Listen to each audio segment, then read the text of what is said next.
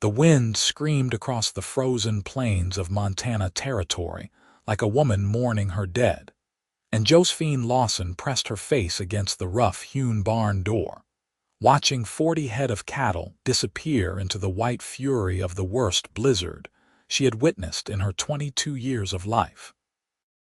She could do nothing but stand there, her fingers raw and bleeding from trying to secure the fence that had snapped under the weight of ice and desperation.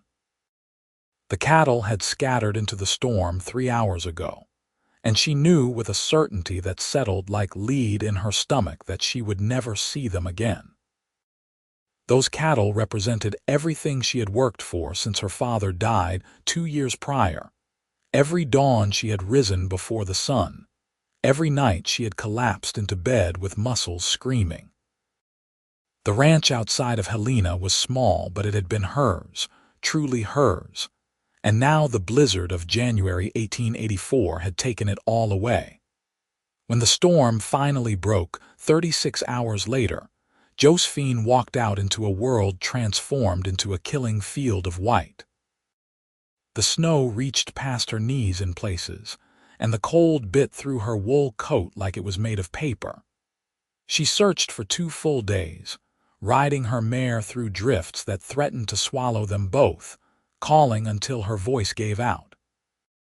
She found 7 cattle frozen in a ravine, their eyes still open and glazed with ice. She found 3 more scattered across the northern pasture, half buried and stiff. The rest had simply vanished, likely driven miles away by the wind or dead in places she would never find them. On the 3rd day, as the sun set in a sky so clear and blue it seemed to mock her loss, Josephine Lawson sat down in the snow beside her empty barn and wept. She wept for her father who had built this ranch with his own hands. She wept for her mother who had died bringing her into this world.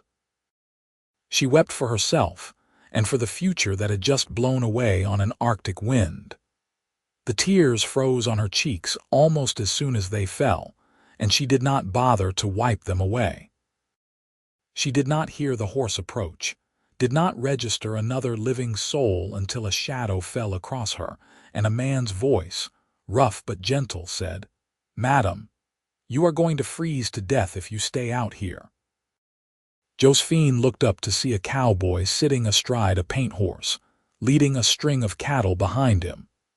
He was perhaps 25 or 26, with dark hair that curled from beneath his hat and eyes the color of coffee. His face was weathered from sun and wind, with lines around his mouth that suggested he smiled often, though he was not smiling now. He was looking at her with an expression of such profound concern that it made fresh tears spring to her eyes. "I lost them," she said, and her voice sounded strange and distant to her own ears. "I lost all of them." The cowboy dismounted in one fluid motion and crouched beside her, not touching her but close enough that she could feel the warmth radiating from his body. "How many head did you lose?" 40, maybe more. I found 10 dead. The rest are just gone." She gestured helplessly at the endless white expanse around them. "That was everything. That was my whole life." The cowboy was quiet for a long moment, studying her face. Then he stood and walked back to his horse, and Josephine thought he was leaving, that he had satisfied his curiosity about the crazy woman crying in the snow and was moving on. But instead, he untied the rope that held his cattle and began to drive them toward her barn. There were 20 animals in his string, healthy and sturdy despite the storm. "What are you doing?" Josephine struggled to her feet, her legs numb from sitting in the cold. The cowboy did not answer until he had the cattle secured in her barn, moving with the efficient grace of someone who had worked with livestock his entire life. When he finally turned to face her, his expression was calm and resolute. "I am giving you half my herd." Josephine stared at him, certain she had misheard. "You are what?" "I have 40 head back at my camp, 5 miles east of here. These 20 are yours now." He said it simply, as though he were commenting on the weather rather than offering her a fortune in livestock. I cannot accept that. I do not even know who you are. Josephine's mind reeled, unable to process what was happening. Name is August Stone, the cowboy said, touching the brim of his hat. And yes, you can accept it. Those cattle will not do anyone any good if you freeze to death or starve because you lost your herd. Consider it a loan if that makes it easier for your pride to swallow. A loan I have no way of repaying, Josephine said, but even as she protested, she could feel hope kindling in her chest, a small flame against the cold. August Stone shrugged. We can work out the details later. Right now, you need to get inside and warm up, and these animals need feed and water. Do you have hay? Some.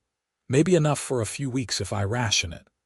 Josephine's practical mind was already calculating, already planning, even as part of her insisted this could not be real. I will bring more hay from my camp tomorrow. Tonight, let us just make sure nothing else dies. August looked at her with those steady brown eyes, and Josephine felt something shift in her chest, some tectonic movement of emotion she could not name. They worked together until full dark, feeding the cattle and making sure the barn was secure against another storm. August moved with quiet competence, never telling her what to do but somehow always being exactly where he needed to be. When they finally finished, Josephine realized she had not invited him into the house, had not offered him any hospitality at all. You should come inside, she said, suddenly aware of how she must look, her hair wild and tangled, her face red from crying and cold. I have coffee and some stew from yesterday. August hesitated, and for a moment Josephine thought he would refuse. But then he nodded. Coffee sounds good. It has been a long few days. Inside the small ranch house, Josephine stirred the fire back to life and hung a pot of coffee over the flames. The house was simple, just 2 rooms, but it was clean and well kept, with curtains her mother had sewn before Josephine was born and a quilt on the bed that her father had traded for years ago. She could feel August's presence behind her, large and solid, and she realized she was not afraid. She should be, perhaps. She was alone with a strange man miles from the nearest neighbor. But instead of fear, she felt only a curious sense of rightness, as though August Stone was supposed to be here in this moment in this place. Why did you do it?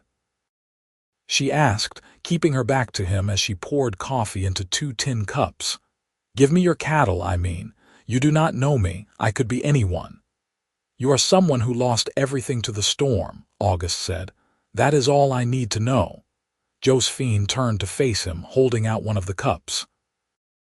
Most men would have ridden past, or offered to buy my land for pennies on the dollar. August accepted the coffee, his fingers brushing hers for just a moment. I am not most men. No, Josephine said softly. I do not think you are. They sat at her small table, drinking coffee in a silence that was surprisingly comfortable.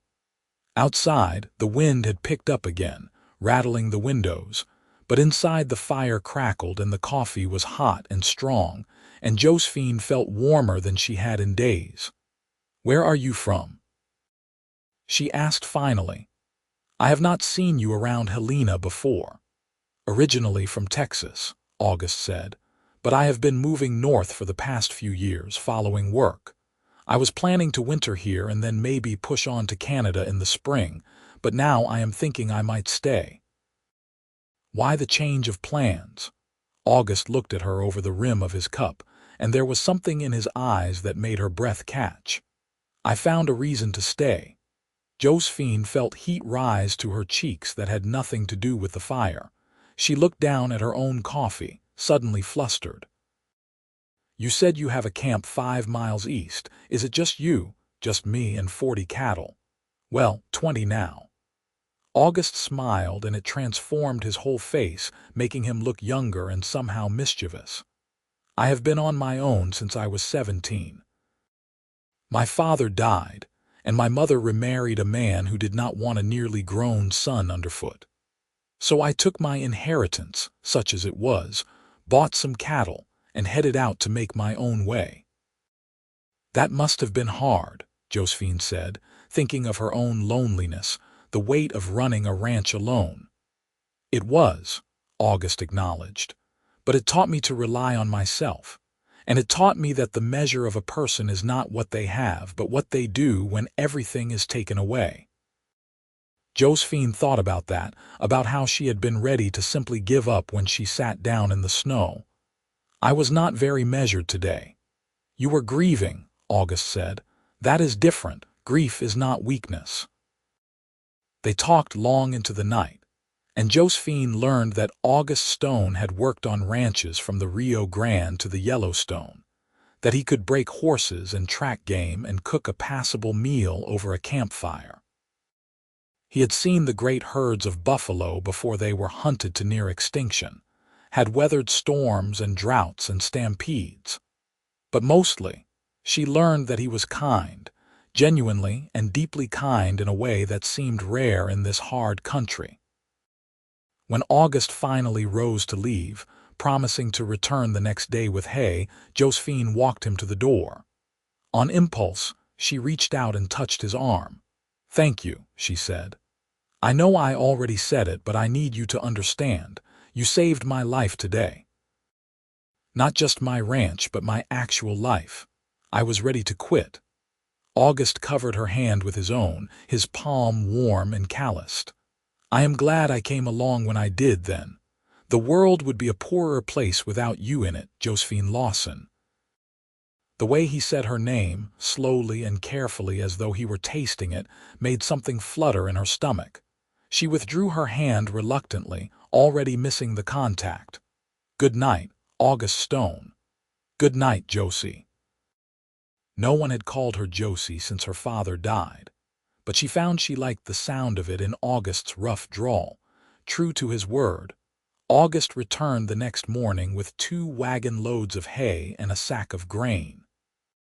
He refused to take any payment, simply unloaded it into her barn and helped her distribute it to the cattle. Then he stayed for coffee, and then for the midday meal, and then he was helping her mend the fence that had broken during the storm. By the time the sun began to set, it felt natural to invite him to stay for supper, and natural for him to accept. This pattern repeated itself over the following weeks. August would arrive each morning, always with some excuse for his visit.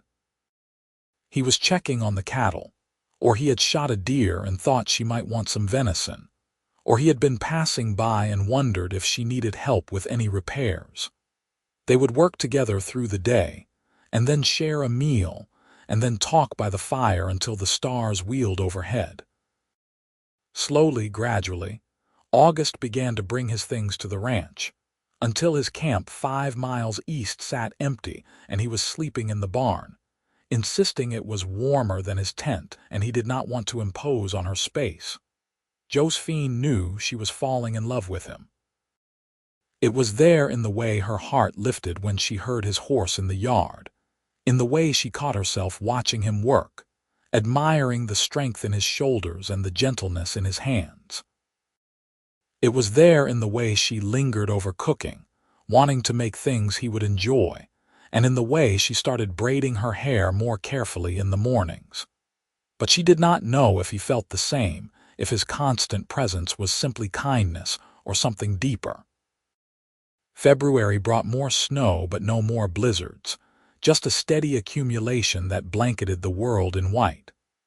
Josephine and August fell into an easy rhythm, working side by side, their conversations ranging from the practical to the philosophical. She learned that he loved poetry, though he could barely read, and she began reading to him in the evenings from her father's small collection of books. He would sit by the fire, his eyes closed, listening to her voice with an expression of perfect contentment. One night, as she finished a particularly moving passage from a volume of Tennyson, August opened his eyes and looked at her with such intensity that she fumbled the book, nearly dropping it. "What is it?" she asked, her voice barely above a whisper. "I have to tell you something," August said. He stood and crossed to where she sat, dropping to one knee beside her chair. "I did not give you those cattle out of pure charity, Josie. I mean, I would have helped anyone in trouble, but the truth is, from the moment I saw you sitting in that snow, crying with your heart broken, I knew. I knew you were the person I had been looking for my whole life without realizing I was looking." Josephine's heart was pounding so hard she was certain he could hear it. "August, I do not understand." "I love you," he said simply.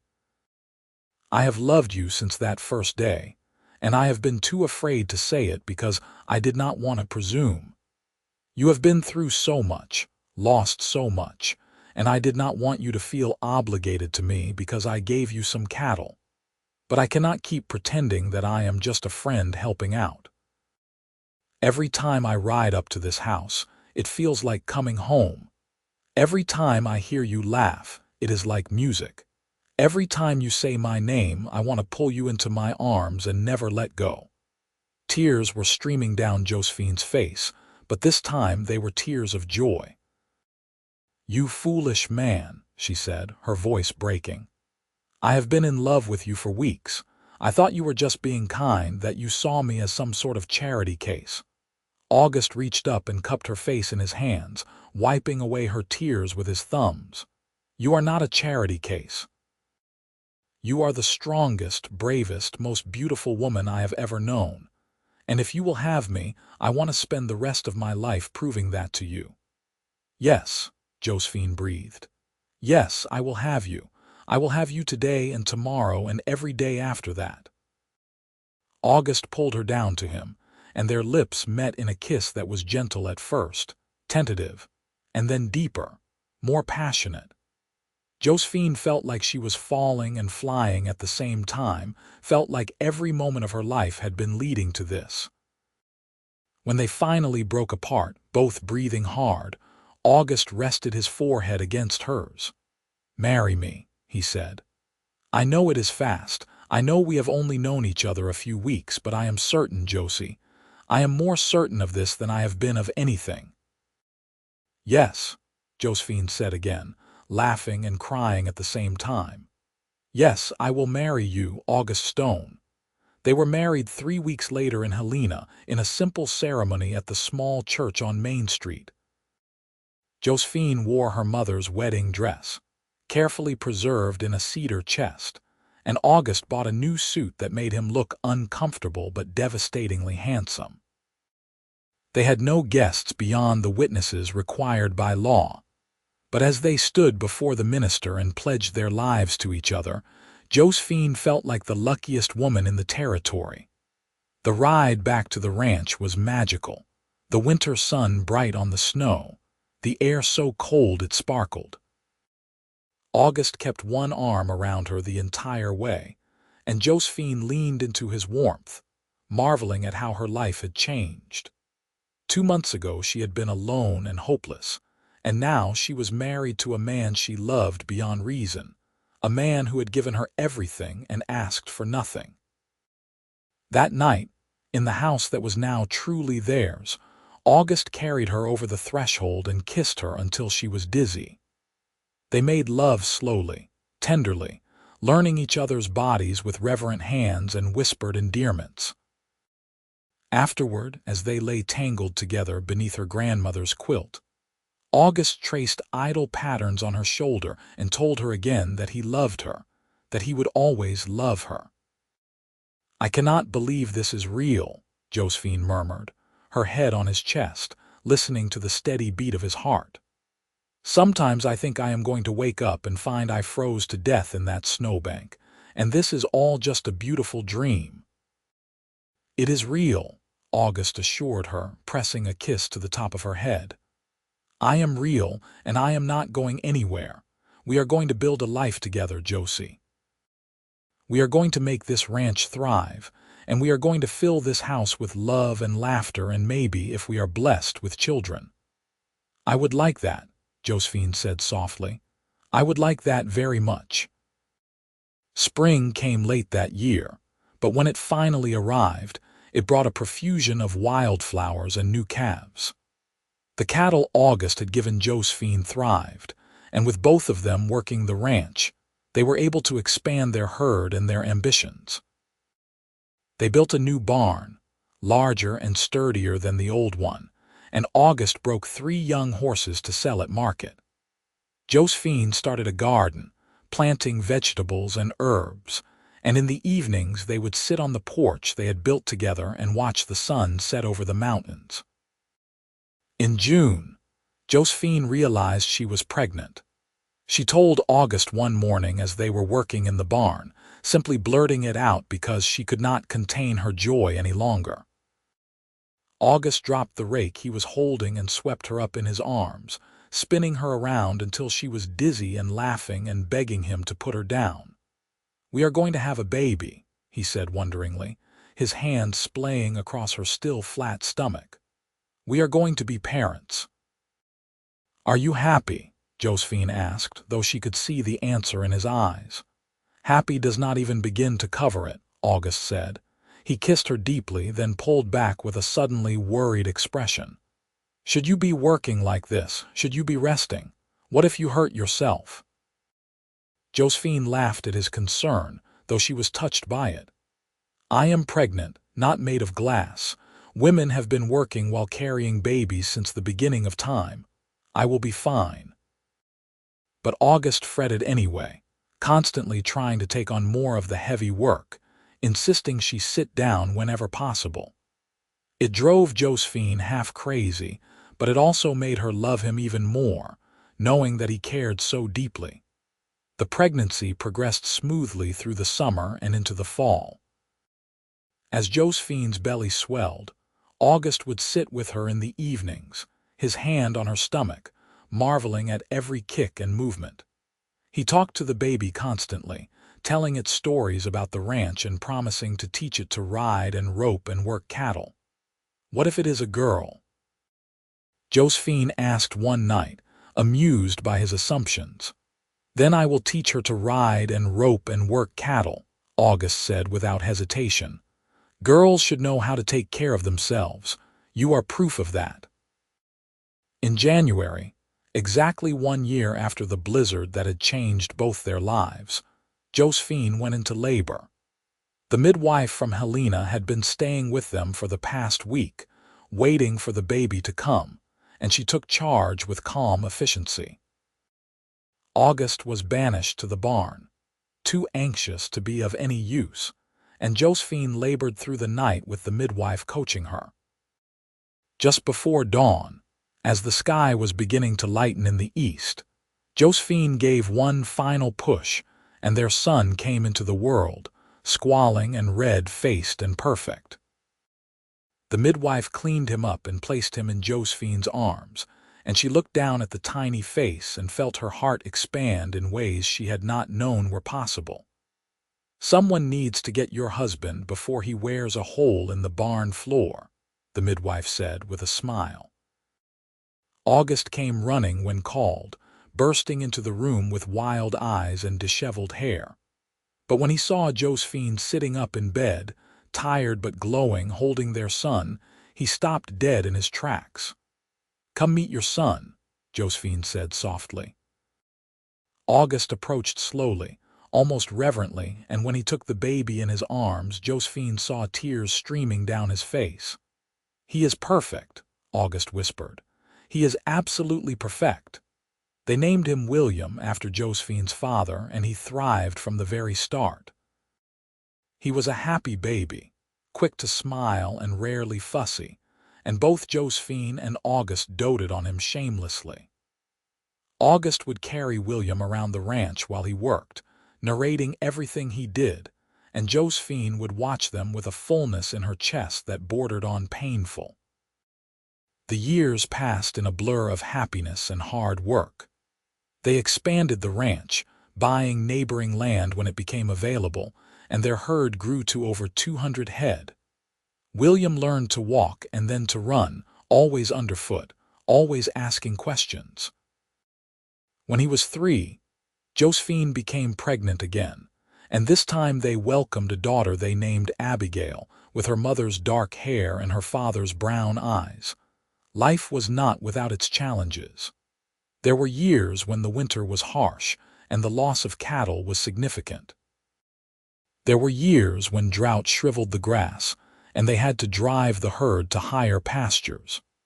There were illnesses and accidents and the constant, grinding work that ranch life demanded. But through it all, Josephine and August faced everything together, their love for each other only deepening with time. On their 10th anniversary, August surprised Josephine with a trip to Helena, arranging for their children to stay with neighbors.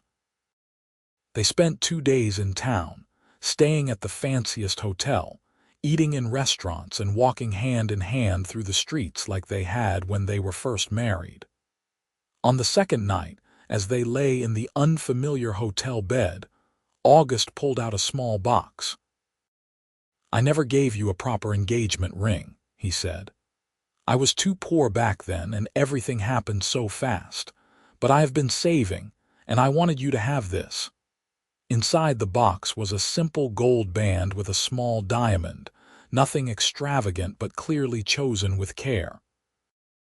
Josephine felt tears prick her eyes as August slipped it onto her finger beside her wedding band. "It is beautiful," she whispered, "but you did not have to do this. You have given me so much already."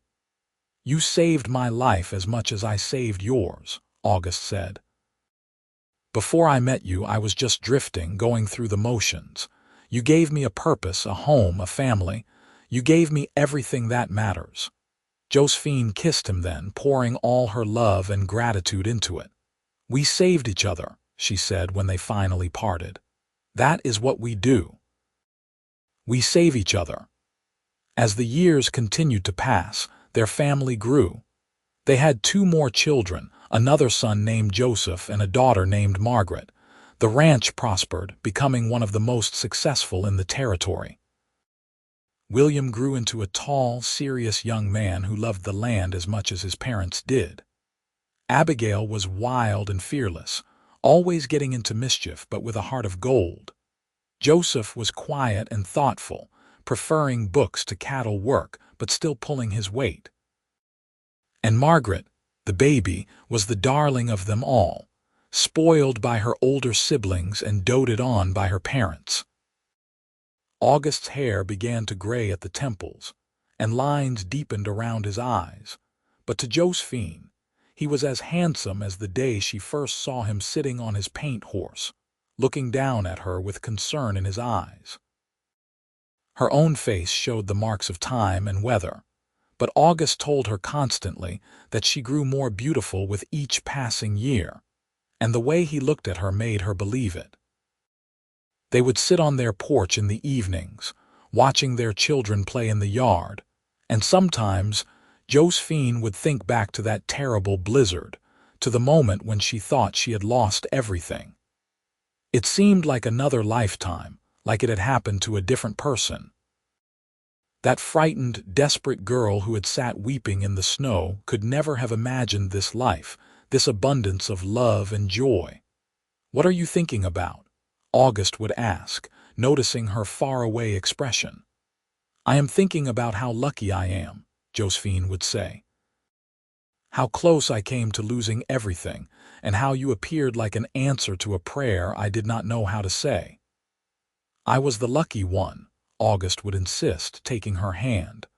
"I was just a drifter with some cattle. You gave me a reason to stop drifting. You gave me a home." When Montana finally achieved statehood in 1889, they celebrated with their neighbors, though the change meant little to their daily lives. The land was still hard, the work still demanding, but they faced it together as they always had. When William turned 18, he took over more of the ranch operations, showing the same steady competence his father had always displayed. Abigail shocked everyone by announcing she wanted to be a teacher, and August and Josephine supported her ambition, sending her to the normal school in Helena. On a cold January morning in 1894, exactly 10 years to the day after the blizzard that had changed everything. Josephine woke early and slipped out of bed without waking August. She pulled on a heavy coat and boots and walked out to the spot where she had once sat weeping, certain her life was over. The barn stood tall and sturdy, smoke rising from the chimney of the house, cattle lowing softly in the pre-dawn darkness. Everything she could see represented a life built from nothing, from generosity and kindness and love. She heard footsteps in the snow and turned to see August approaching, carrying 2 cups of coffee.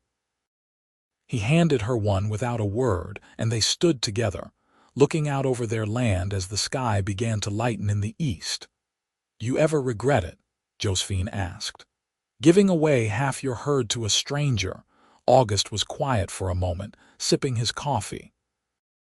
Then he turned to her with that same look he had given her on their wedding day, full of love and certainty and peace. "I have never regretted a single moment," he said.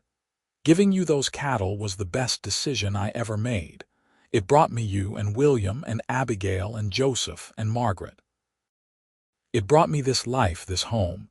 If I had to do it over, I would give you all the cattle and count myself blessed." Josephine set down her coffee cup and moved into his arms, fitting against him perfectly as she always had. "I love you, August Stone. I have loved you for 10 years, and I will love you for 10,000 more." "And I love you, Josephine Stone," August murmured against her hair, "from that very first moment until my last breath and beyond." They stood there as the sun rose, painting the snow gold and pink and orange. 2 people who had found each other in the midst of loss and built something beautiful from the ruins. The wind blew cold across the Montana plains, but they stood together, warm and safe and loved, and knew that whatever storms might come, they would weather them side by side as they always had and always would. 20 more years passed, years full of joy and sorrow, triumph and struggle. They saw their children grow and marry and have children of their own. They endured droughts and hard winters, celebrated good years and mourned losses. August's hair turned white, and Josephine's hands grew gnarled with arthritis, but they never stopped working the ranch, never stopped caring for the land and the cattle that had brought them together. On their 40th anniversary, their children and grandchildren gathered at the ranch for a great celebration.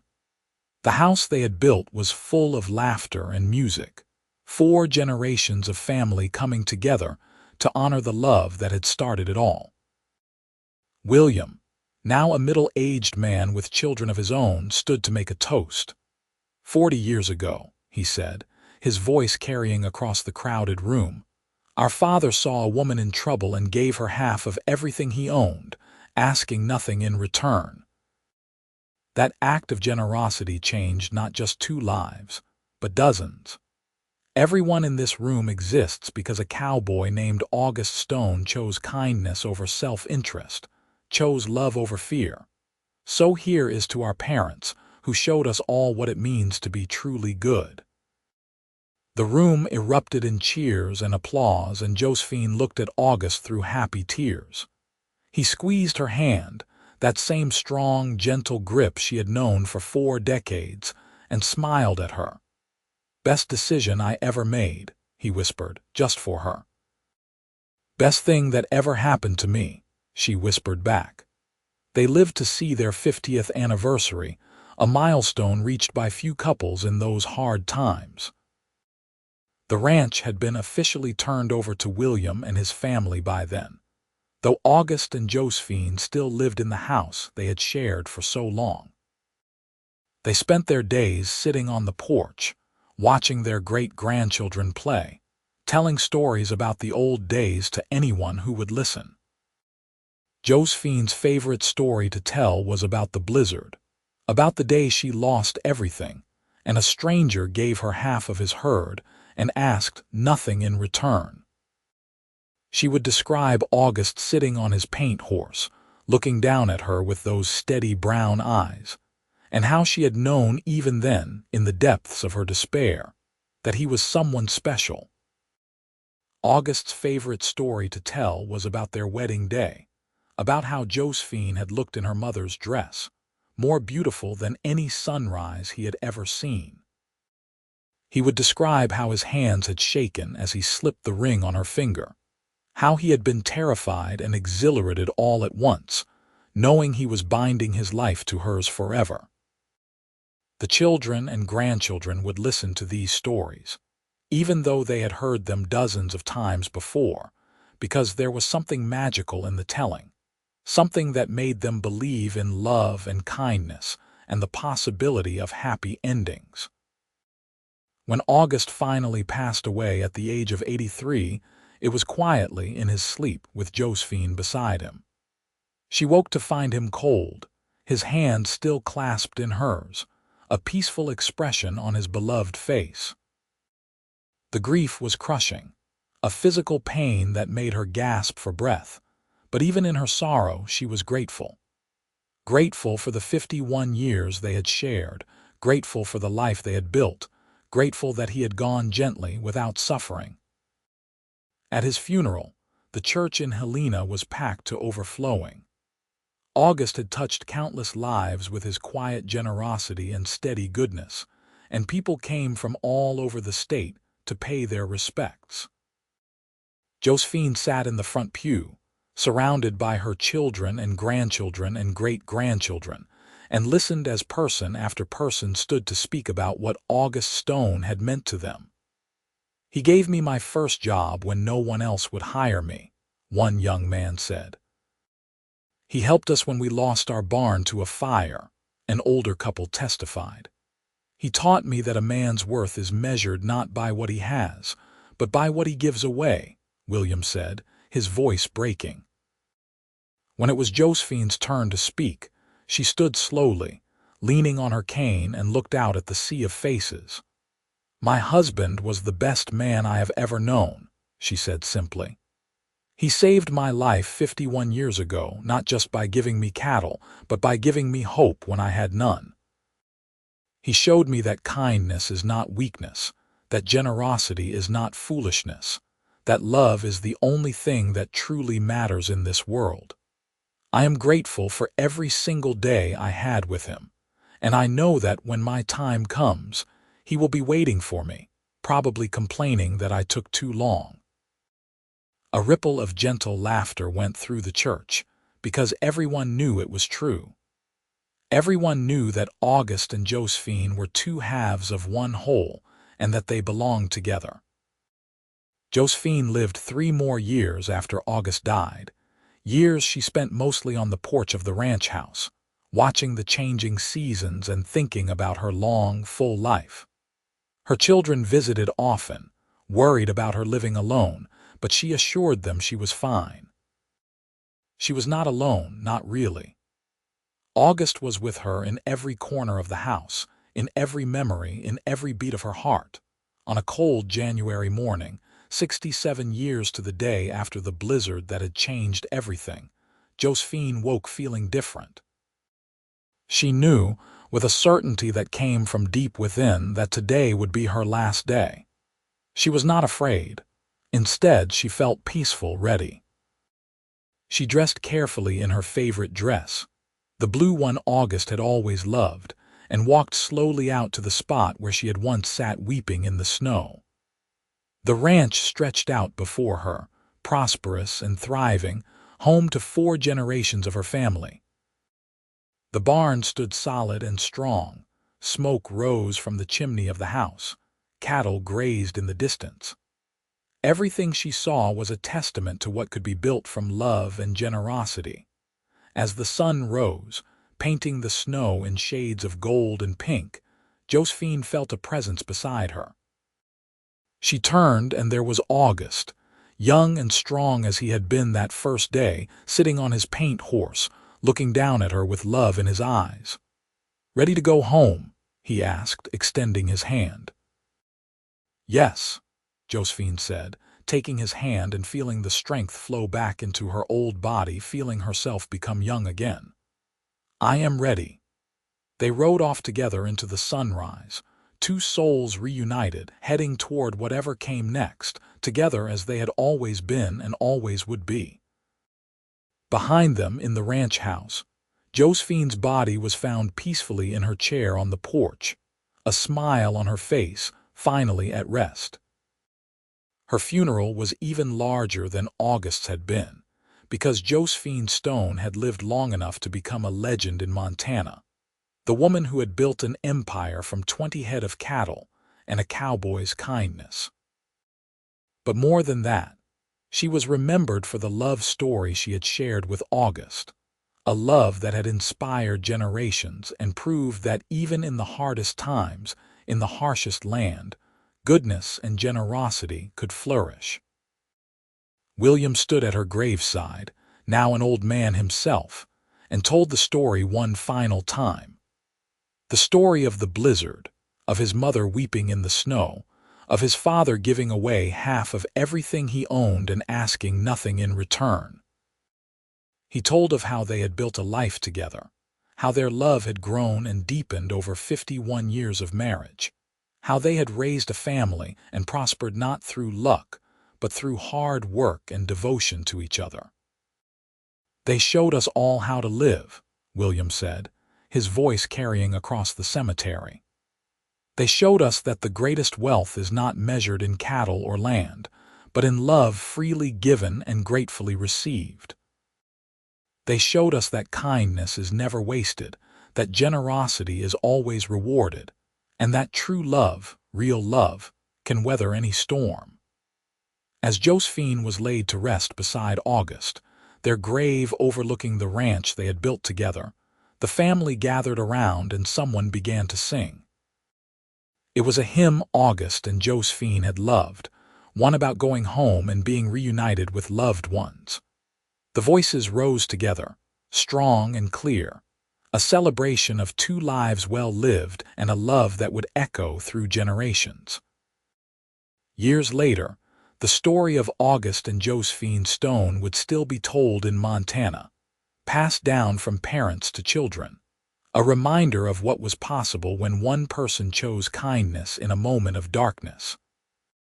The ranch would continue to thrive, worked by their descendants, a living legacy of that single act of generosity 51 years ago, when a cowboy named August Stone saw a woman weeping in the snow and gave her half of his herd, asking nothing, and received everything that truly mattered in return.